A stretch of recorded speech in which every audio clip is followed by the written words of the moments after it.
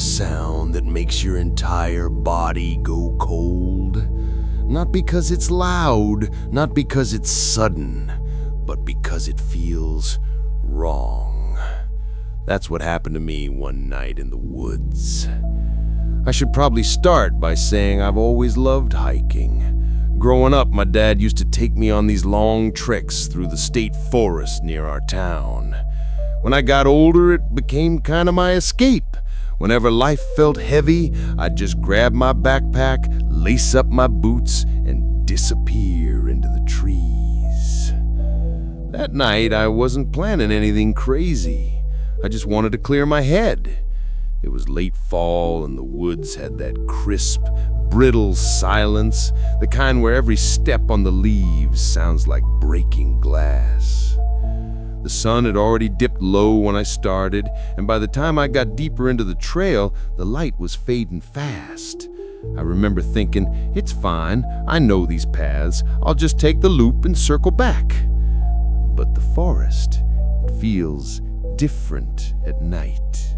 The trees don't look like trees anymore. They're just these towering black silhouettes. The air feels heavier.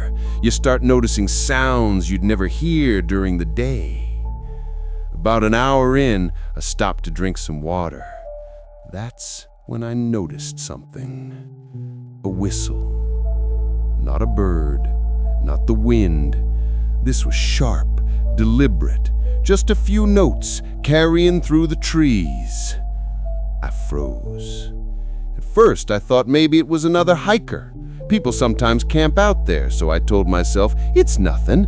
But the thing is, the sound didn't feel casual. It wasn't someone whistling a tune. It was too slow, too precise, almost like it was meant to be heard. I listened, heart thudding in my ears. The forest was dead silent after that. Not even crickets, just stillness. I shook it off and kept walking, but something in my gut told me I wasn't alone anymore. As I made my way down the trail, I kept glancing over my shoulder. The shadows between the trees seemed darker than usual, like they were closing in. Then there it was again. That whistle. Closer this time. I spun around, shining my flashlight into the woods. The beam cut through the trees, but there was nothing. Just endless trunks and branches swaying in the cold wind. "Hello?" I called out, instantly regretting it. My voice sounded too loud, too vulnerable in that emptiness. No answer. Just silence.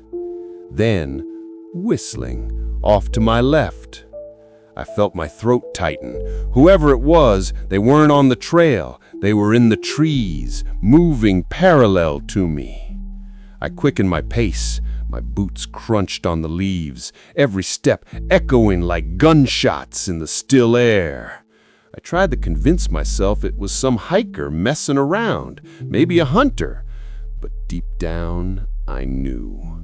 No normal person stalks someone like that in the woods. Minutes passed, but it felt like hours.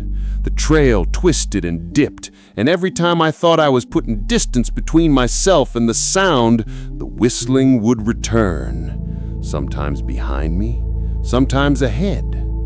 At one point, I swear I saw movement, a figure slipping behind a tree just at the edge of my flashlight beam. But when I aimed the light, it was gone. My breathing grew ragged. The air was getting colder, unnaturally cold, like stepping into a freezer. My flashlight flickered once, twice, then steadied. I kept walking until I reached a fork in the trail. Left would take me deeper into the woods. Right would circle me back toward the parking lot. That's when I heard it again. A whistle. But this time, it wasn't just one person. It was two. From opposite directions. Panic surged through me. My instincts screamed, "Run!" I ran down the right trail, branches whipping against my arms, the beam of my flashlight jerking wildly.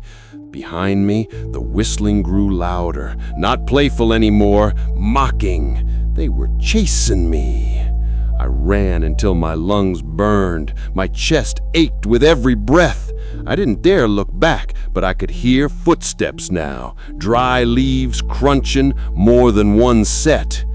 The trail opened into a small clearing, and I nearly collapsed in relief when I spotted the faint glow of the parking lot lights in the distance. I sprinted harder, every ounce of strength pushing me forward. But just as I reached the edge of the clearing, something stopped me dead in my tracks. In the glow of the lamppost at the far side of the lot stood a figure, tall, still, facing me. I couldn't see its face. It was just a dark silhouette. And then it whistled. That same slow, deliberate tune. I stumbled back, spinning around, trying to decide, run past it or back into the woods.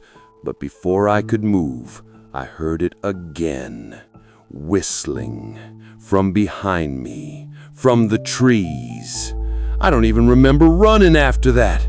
My memory is just fragments, my feet pounding the dirt, branches clawing at me, the glow of my flashlight bouncing off tree trunks.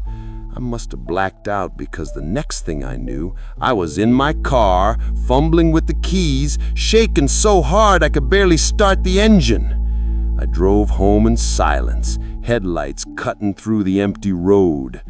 And here's the part that still keeps me up at night. When I got home, I realized something. That whistle, the one I heard in the woods, it's the same exact tune my dad used to whistle when he wanted me to follow him as a kid. But my dad's been dead for over 10 years. To this day, I don't go hiking after dark. And sometimes, late at night, when my house is quiet, I swear I can still hear it. That same whistle, calling me, waiting for me to follow.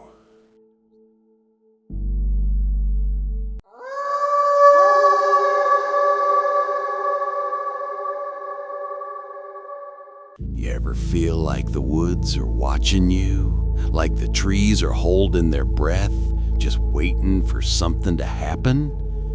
I didn't believe that feeling meant anything until the night my friend and I saw the tall figure, the one that followed us, the one that disappeared without a sound. It started on a late autumn evening.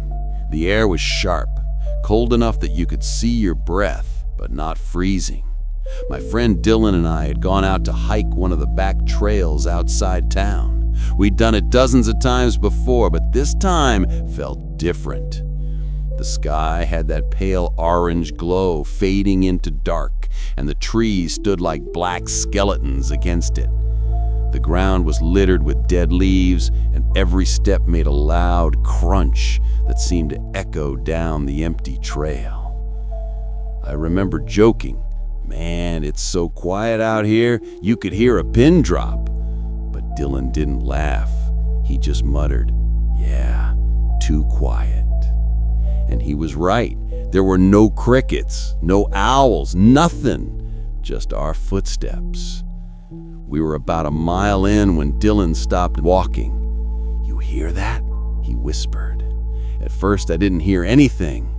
Then I caught it, branches shifting, leaves rustling, like something heavy moving in the woods behind us. We both turned around, shining our flashlights. The beam stretched far down the trail, catching nothing but trunks and shadows. No movement, no sound. But then I saw it. At the far edge of the light, a figure, tall, unnaturally tall, its head nearly level with some of the low branches. It was just standing there, still as stone. blinked, and it was gone. "Did you see that?" I whispered. "Yeah," Dylan muttered, voice low. "Don't stop walking." So we kept going, faster now. My heart was pounding, my palms slick with sweat, even in the cold air. Every so often I'd glance back, and sometimes I'd see it. That tall shape just far enough away that the flashlight barely caught it. Always standing, always watching. But here's the part that really messed with my head. We never heard it move, not once. If it had been an animal, we'd hear snapping twigs, the shuffle of paws, the crunch of leaves. But this thing, it was silent, like it floated from one place to the next. We tried to convince ourselves it was just shadows, that maybe we were spooking each other. But then we reached a bend in the trail, and both of us stopped cold, because standing there, no more than 30 feet ahead, was the figure. Tall, too tall, its body stretched unnaturally thin, limbs too long to be human. It didn't move, didn't breathe. Our flashlights flickered just for a second, and when they steadied again, the figure was gone. Not walked away, not ran, just gone. That's when panic set in. We started running, branches clawed at our jackets, the trail twisting under our feet. My lungs were burning, and every breath felt like fire in my chest. But no matter how fast we ran, we couldn't shake the feeling that it was right there, behind us, watching, following. At one point, I swore I felt it. The air around me dropped ice cold, like something was brushing against my neck. We finally broke out of the tree line near the parking lot, both of us gasping for air. My hands were shaking so badly I almost dropped my flashlight. And that's when Dylan whispered, "Look." I followed his gaze back toward the trail. The figure stood at the edge of the woods, tall, black against the dim glow of the sky. For a long moment, it just stared at us. Then, without a sound, it stepped backwards into the shadows and vanished. We didn't wait. We jumped in the car and tore out of there, gravel spitting under the tires. The whole ride home, we didn't talk. We couldn't. But here's the part I can't shake even now. When I got home that night, I dropped my jacket on the floor. That's when I noticed it. The back of my collar, cold and damp and stained with dirt, like a hand had been resting there. I don't know what we saw that night. I don't know how something that big could move without a sound. But sometimes, when I'm out at night, I still feel it. Like something tall is standing just behind me, waiting for me to notice. And I don't turn around anymore, because I'm afraid this time it won't disappear.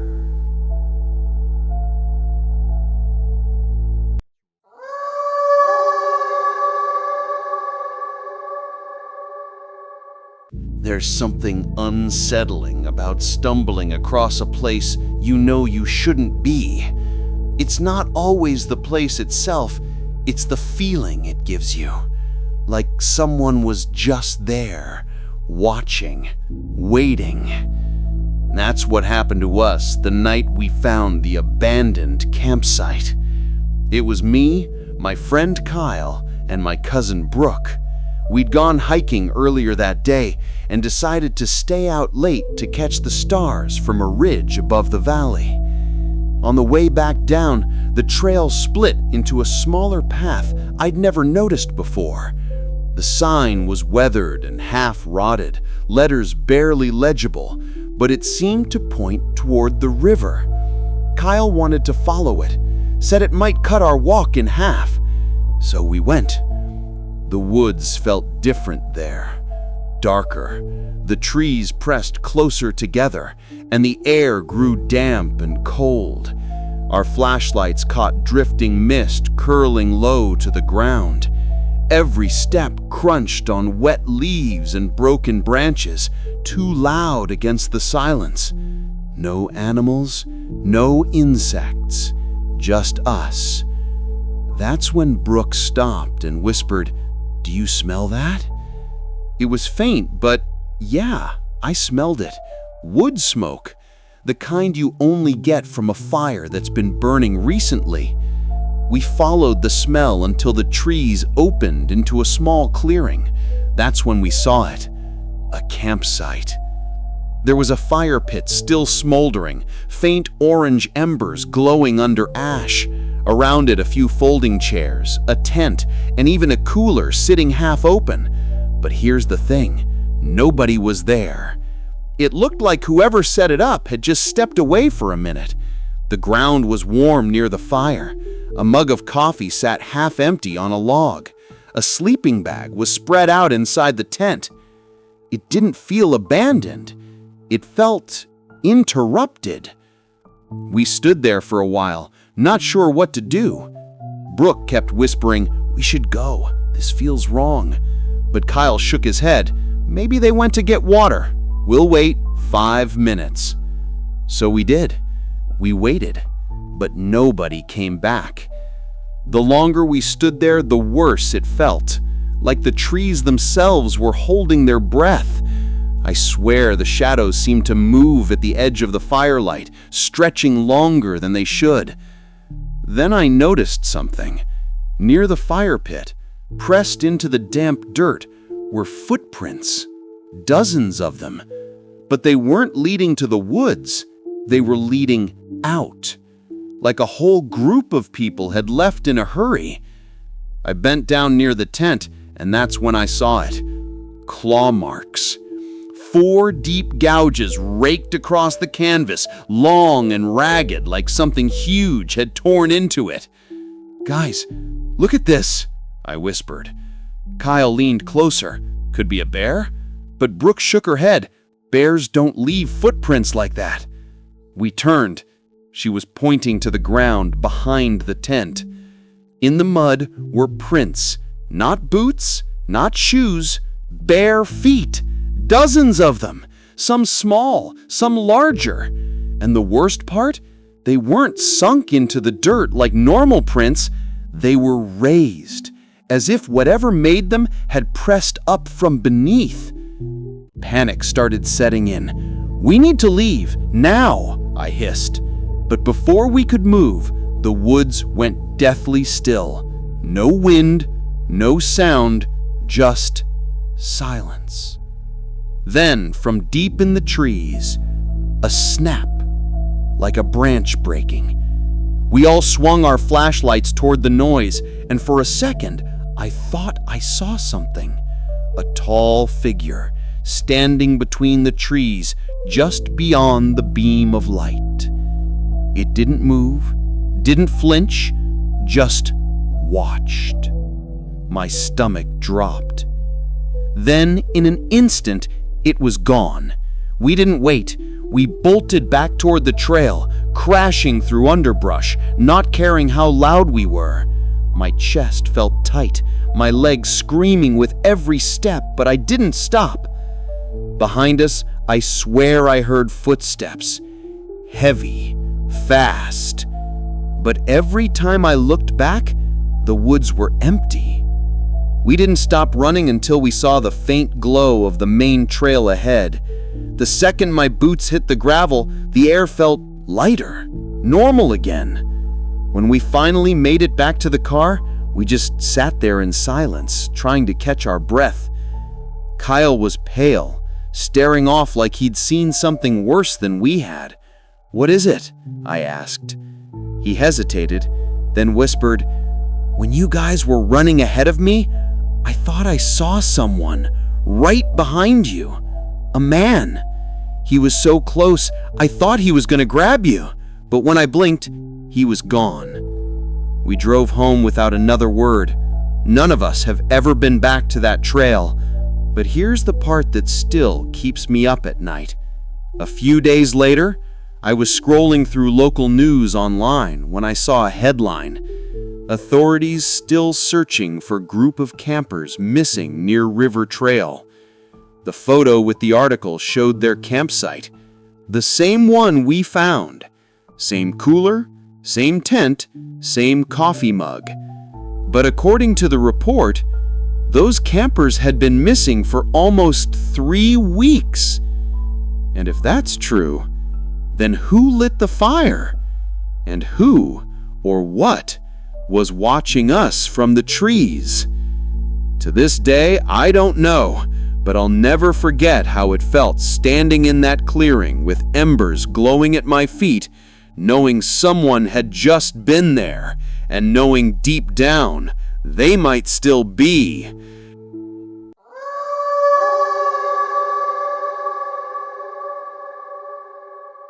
People always say camping is peaceful, that it's the perfect escape from the noise of everyday life. But nobody talks about how dark it gets out there, how quiet, how the forest feels alive in ways it shouldn't. I learned that the hard way, because at 3 a.m., something scratched the outside of our tent, and I still don't know what it was. It was me, my girlfriend Jess, and our 2 friends, Evan and Claire. We'd been planning the trip for weeks, just a weekend out in the national forest, nothing too hardcore. The day went perfectly. We hiked, fished, sat around the fire telling stories. By the time we zipped up the tent that night, the sky was lit with stars, and everything felt safe, cozy. I fell asleep to the sound of wind rustling the leaves and the faint crackle of dying embers from our fire. But at some point, I woke up. The forest was different, dead silent. I checked my phone, 3:07 a.m. I remember because the glow of the screen felt blinding in the pitch-black tent. I was about to roll over when I heard it. Scratch. Long, slow, nails or claws dragging across the nylon wall of the tent. At first, I thought it was a tree branch shifting in the wind, but the air was completely still. No breeze, no rustling. Then it happened again. Scratch, scratch, this time closer to my head. I froze. My heart was pounding so hard I was afraid whoever or whatever was outside could hear it. Jess stirred beside me. "What's that?" she whispered. I put my finger to my lips. We just listened. The scratching circled the tent, slow, deliberate, like it knew we were awake. Then came the sound of breathing, shallow, wet, just inches away, separated from us by a thin layer of fabric. Claire whispered from the other side, "It's probably an animal," but even she didn't sound convinced. We all sat in silence, barely breathing, waiting for it to stop. But it didn't. It grew louder, more frantic, the sound of claws dragging, tearing like it was trying to get in. I grabbed the flashlight and with shaking hands flicked it on. The beam lit up the thin tent wall, and that's when I saw it. A shadow. Tall, wrong, its arms stretched low to the ground, moving unnaturally as it crawled around us. I nearly dropped the light. Evan hissed, "Don't shine it. Don't let it know we see it." But it was too late. The shadow froze, and then it pressed against the tent. The fabric bulged inward, a handprint stretching the nylon just inches from my face. 5 long fingers, too long. And then, just as suddenly as it started, the scratching stopped. For what felt like hours, we sat there in silence. Nobody dared move. My muscles ached from staying so still. Finally, Evan whispered, "I'm going to check." Before we could stop him, he unzipped the tent and stuck his head out with the flashlight. The beam cut through the trees. Nothing. Just mist curling low to the ground. "It's gone," he whispered. We stepped out one by one, shivering in the cold. The forest was so quiet, it didn't feel real. That's when Jess gasped. On the outside of the tent, deep scratches ran from top to bottom, carved into the fabric. Not shallow, playful marks, gouges, like something with claws had been testing it. And in the dirt around us, footprints. Not boots, not paws, bare feet, dozens of them, leading into the trees. We packed up in record time, throwing everything into our packs. By the time we reached the trailhead, the sky was just starting to lighten with dawn. We didn't talk much on the drive home. Honestly, we didn't know what to say. But later, when I got home and finally pulled my gear out of the bag, I noticed something. On the back panel of my backpack, 3 deep scratches, fresh. The thing is, I never leaned that bag against the tent wall, which means whatever was scratching out there at 3 a.m., it touched me. To this day, I don't know what we heard. An animal doesn't breathe like that. A person doesn't move that silently. All I know is that something was out there. Something that wanted in. And sometimes, late at night, when the house is quiet, I hear it again. That slow, deliberate scratching. And I pray it never finds the zipper.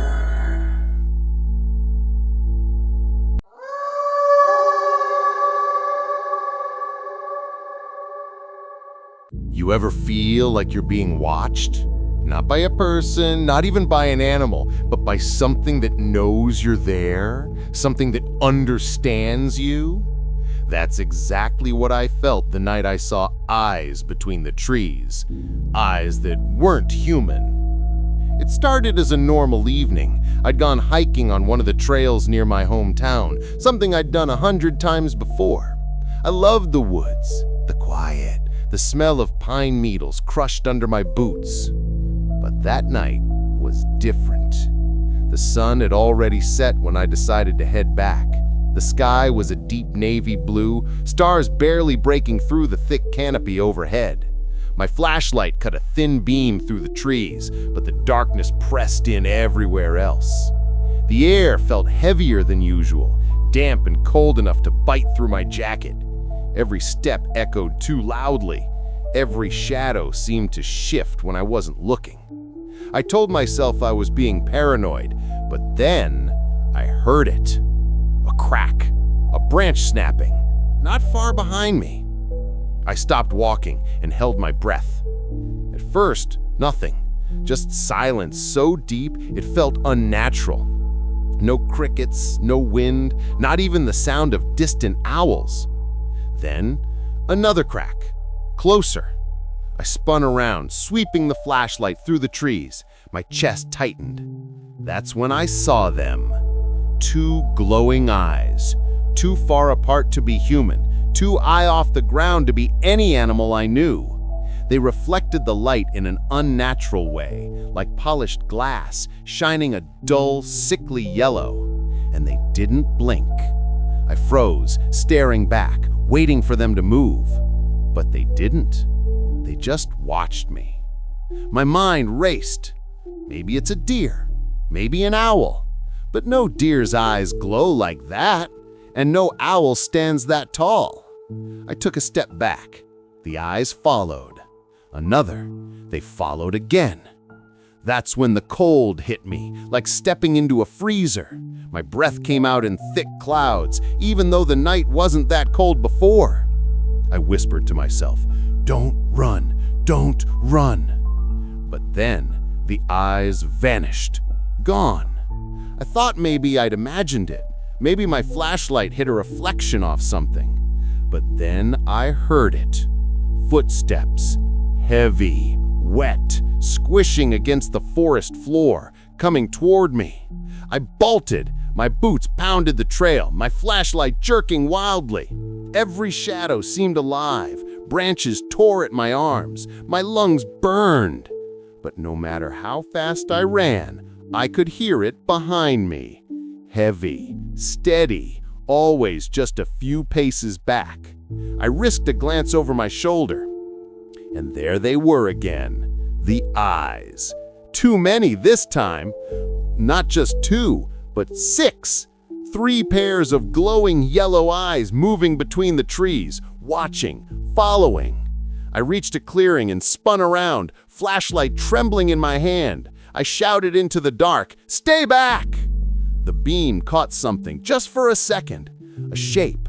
Tall. Too tall. Its shoulders hunched, arms drangling nearly to the ground. And its skin, or whatever covered it, was pale, stretched tight, almost translucent. And its mouth? God, its mouth stretched wider than it should, lips peeling back to reveal rows of jagged, uneven teeth. It wasn't human. It wasn't an animal. It was something else. The second the light hit it, the thing moved, fast, impossibly fast, darting from tree to tree, circling me. I screamed and ran, but I could feel it following me, feel those eyes burning into the back of my head. Somehow, I made it back to the trailhead. The second I broke out of the tree line, the air felt warmer, normal again. I sprinted to my car, threw myself inside and locked the doors. My hands were shaking so badly I could barely get the keys in the ignition. But just before I pulled away, I made the mistake of looking back. At the edge of the woods, just beyond the beam of my headlights, I saw them. Those eyes. Dozens now, watching, unblinking. And then they all vanished at once. I didn't sleep that night. Couldn't. But here's the part that still haunts me. The next morning, I went out to check the car just to make sure I hadn't dreamed it. On the driver's side door, etched deep into the metal, were scratches, 4 long gouges, like something with claws had been tracing its fingers along the car while I was inside. And ever since that night, I've seen them. Not always in the woods, sometimes outside my house, sometimes reflected in the glass of a window. 2 faint glowing eyes watching from the dark. And I know, whatever I saw between those trees, it followed me home.